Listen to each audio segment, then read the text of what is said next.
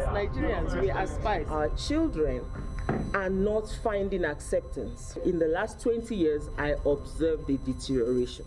My 4 children, all 4 of them, decided to emigrate.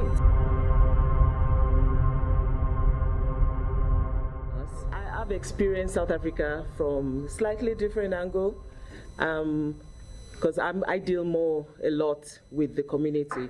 I'm a medical doctor, I'm a pediatrician, and so my contact is with a lot of families, not just, once you're dealing with a child, you have to deal with the whole family. So I deal with a lot of families, and quite apart from the people I work with. And my issue, I've been here for 20 years, and I've actually seen a decline. Because 20 years ago, when I got here, with my youngest, she was the first at the time, my 24-year-old child. The others literally all grew up, born and grew up here. It was different, but I've noticed a decline in the level of acceptance, to the point where even schools, my child will be asking me, why do they keep asking me when I'm going back to Nigeria? And I'm like, they don't even know Nigeria. They don't know Nigeria, they don't speak my language. They speak more Zulu and Afrikaans than anything. As a matter of fact, I'm actually paying now for lessons for one of my kids who's interested to learn my language. That is how much they are not Nigerians. But I've observed the social cohesion, which is something I'm passionate about. Because I feel if one is in a place, you should be a part of the place. You should have a sense of belonging to the place. And I'll tell you something funny that happened. When I was working in a level 2 hospital, at the time when my kids were young, because I had all my kids like back to back, so I had 4 young children all at the same time. So which meant every year there was a party. In fact, several times a year there would be a party for one of them. And anytime there was a party, Nigerian style, come one, come all. There's nothing like, oh, this invite is for this child from 2 p.m. to 5 p.m. It's everybody, bring all your kids in your family. And so all the nurses in the hospital were always at my house several times a year. And then the one day I heard them discussing something that was going to, obviously being here, I've picked up the Zulu language. And being in the hospital, in government hospitals, you must learn the language. Because they will come and tell you, your child, you better understand what that means. So I heard them discussing something that was going to happen in Kwatema. There was a party, they were planning a party, and nobody was inviting me. So I had to tell, after they had finished discussing, I had to tell them, I said, guys, all of you have been to my house several times a year. All your children know my house. Have you ever invited me to Davidson? Have you ever invited me to Kwatema? And it suddenly hit them that they hadn't. And from then on, obviously, I think I guilt-tripped them. Oh, invitations were flowing. But yeah, I started asking myself, why? Is it, because the reverse would be the case.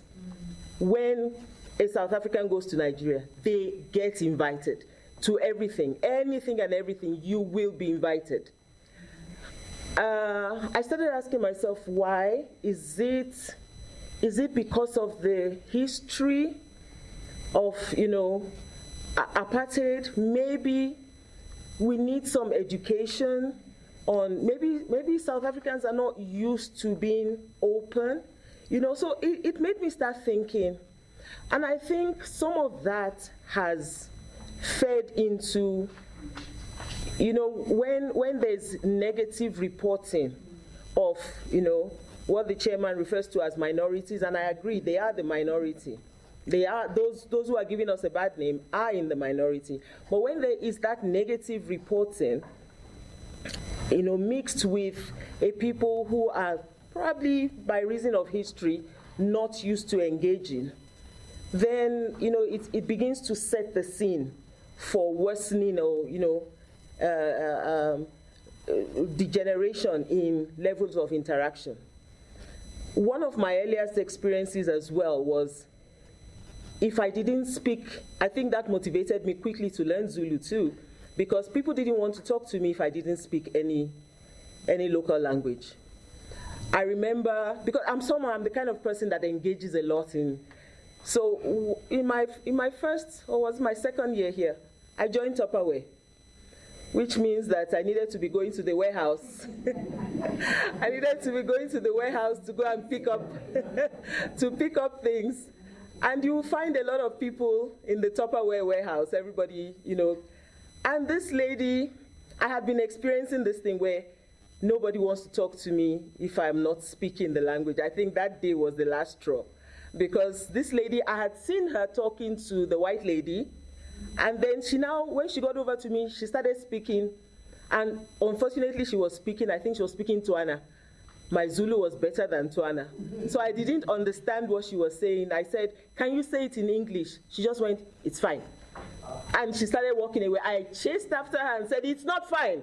Talk to me in English, And I think I created quite a scene. But I realized that, no, there is that. I think we need to start seeing each other first as, my fellow black sister. She doesn't have to necessarily speak my language. Like in Nigeria, it's very common for us to speak to each other in English because there are languages we don't understand. My parents are an example. They come from two different parts of Nigeria. So I grew up in a home where my dad and mom spoke English, but we lived in a geographical part where they speak my father's language. So I always say I learned my father's language on the street, not in the house, So it's, those are some of the challenges. And because of the deterioration in acceptance, it's leading to a situation where our children are not finding acceptance. And it saddens me personally because my 4 children, all 4 of them, decided to emigrate. So when the chairman spoke to me about this meeting, I was quite excited. I said, no, here's a great opportunity for us to start addressing, what could be the issues. Because like I said, in the last 20 years, I observed the deterioration. When I was listening to you speaking, especially when you said you were kind of causing a scene, because yes, they must hear you and your voice must be heard. And right now we want to give you the platform for your voice to speak. Okay? So please tell us, how do you feel about today's meeting? Oh, I think today's meeting was fantastic. It was fantastic. It has laid a good foundation for the realization of hopefully the kind of integration that we would like to see. Many of us have been here. We've had 30 years, me 20 years. So many of us. This is home. This has become home for us, for our children, and we cannot keep on having everybody staying in silos, not integrating into the society. So, and it's just been getting worse. This whole Chidinma situation that arose recently brought everything to light. The whole ugliness of it all. And so I'm so happy that we had a meeting like this today, and things can only start improving. Do you think this meeting will really give us the output that is desired? Absolutely, absolutely. There has been commitment shown on both sides. There's already a plan on how the ANC structures will be involved, and policies start from the party, and then it now moves into government space and begins to be, implemented in the life larger society. And on our side too, the same thing. So I'm very hopeful, definitely. In fact, I believe that it can only be good things that will come from this meeting. Thank you very much for being a good ambassador of Nigeria in South Africa. Well, that's the way it should be. We should all, show the good side of, our country. That's the organization that I heard is called Nigerian Spice, and the whole point of it is to show that as Nigerians, we are spice. You know what spice does in every soup? It makes the soup sweet, and as Nigerians, we are spice in any place where we are found. Just like you brought the spice in the meeting. Yeah, no, I'm very, very excited about this.